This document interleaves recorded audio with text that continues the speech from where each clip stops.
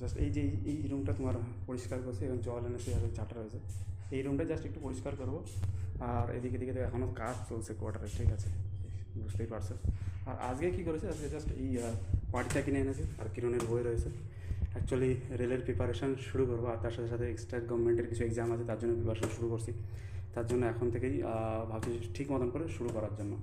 আর এই রুমটাই পরিষ্কার এই কারণে করছি, এখানে একটা খাট রাখবো, এখানেই পড়াশোনা শুরু হবে। কেননা রুমে সত্যি কথা বলছি সবাই থাকে, তো পুরোনো কোয়ার্টার সবাই রয়েছে, তো সেইখানে পড়াশোনা সেইভাবে হয় না।